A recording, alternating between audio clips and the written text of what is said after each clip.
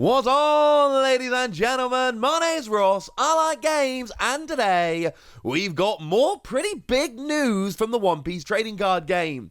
I'm gonna be honest with you, this kind of keeps happening. One Piece it goes quiet for a little while, and then it gets big again.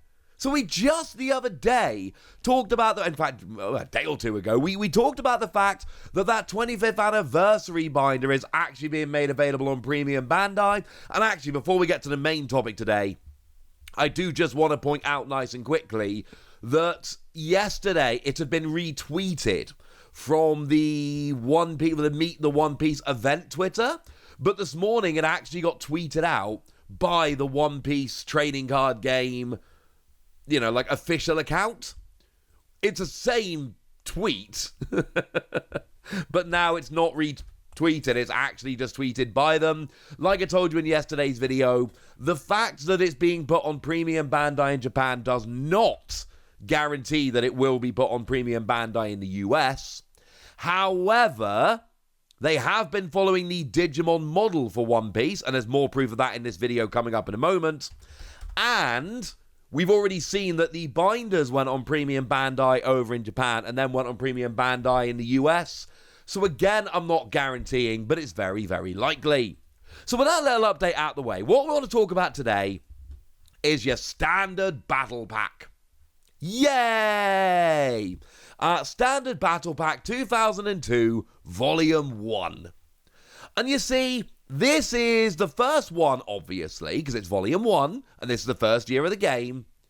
But the thing is, this is wonderful news, because there's a lot more we actually learned from the news today than is actually said. Now, this is Volume 1, it's a standard battle pack, yay, etc. But the thing is, over in Digimon, we see that they do this every couple of months, and they go and refresh it with more. They're called Tamer battle packs over in Japan, and they do this on a fairly regular basis. Every month or two, there's a new Tamer battle pack, and they keep coming, and they keep coming, and that's awesome. Because sure, all we're being told about today is Standard Battle Pack Volume 1. And actually, what's interesting, they're not numbering them by year in Digimon. They are just doing Tamer Battle Pack Volume and just going up. Whereas here, it is actually going Standard Battle Pack 2022 Volume 1. So then they're going to kind of refresh it every year, which is going to make things a little bit easier.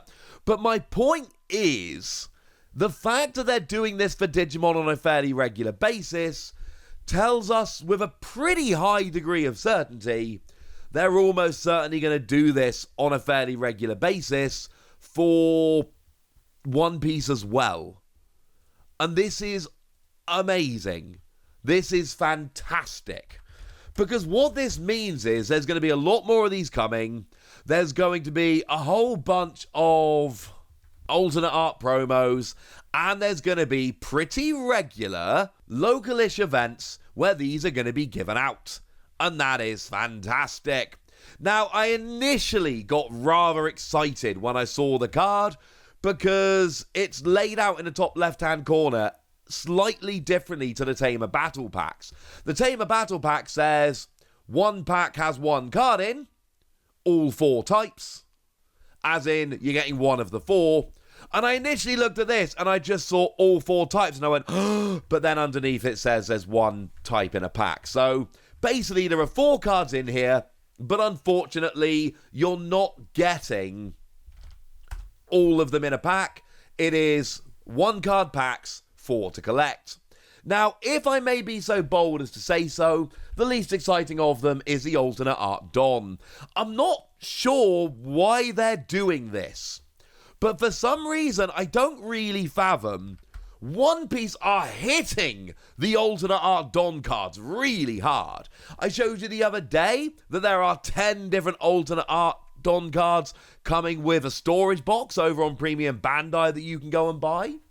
Obviously, there is that kind of super rare alternate art Don card that is coming around in Romance Dawn. I don't know why they're doing all of these fancy alternate art Don cards. It doesn't really make much sense to me, and I don't really understand it. But for some reason, they are.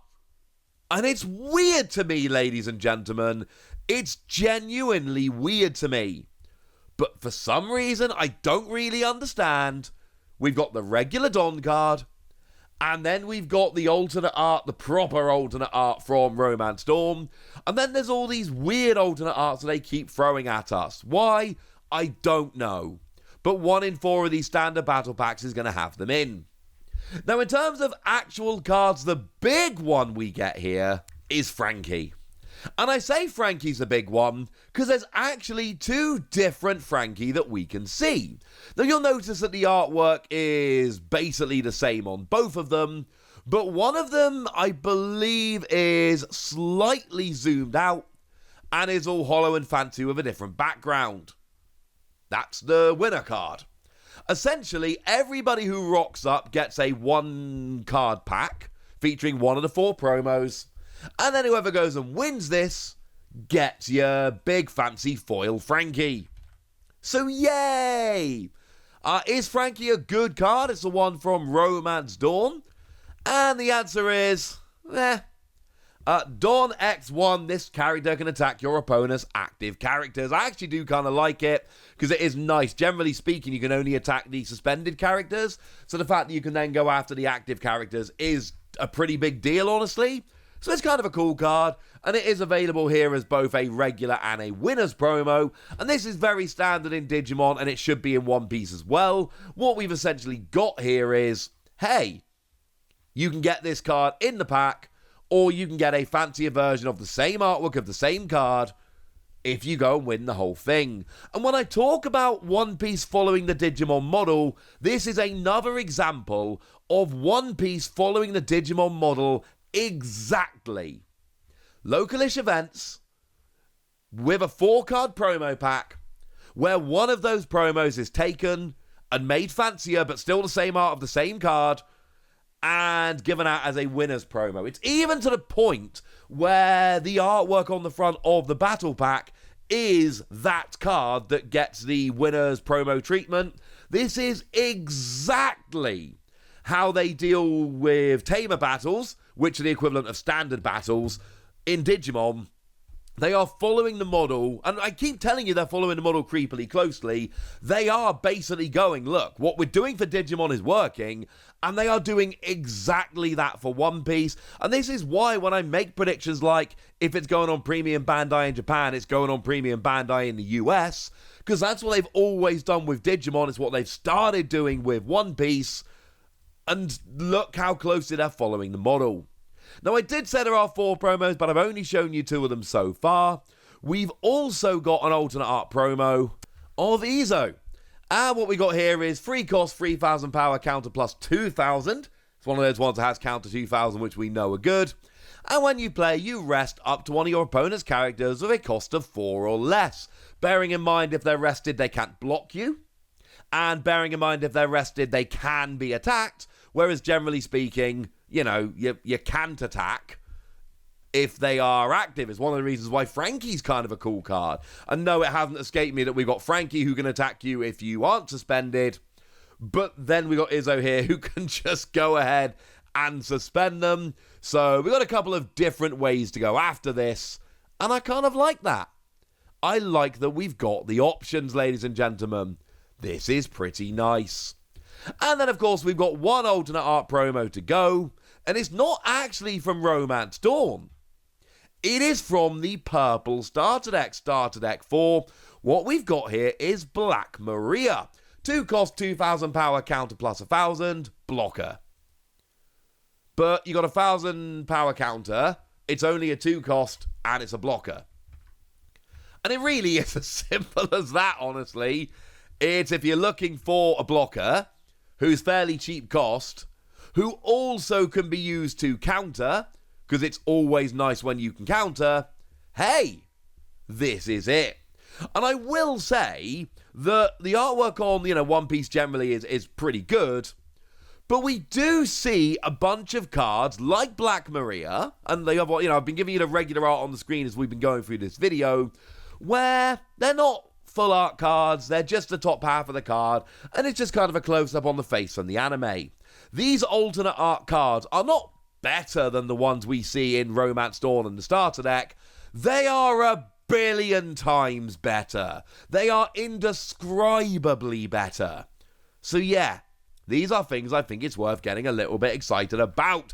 And the fact that we've got this one means that we're going to be starting to get these regularly. And of course, as you should know by now, as these are revealed, I will show you, because that's the kind of thing I do.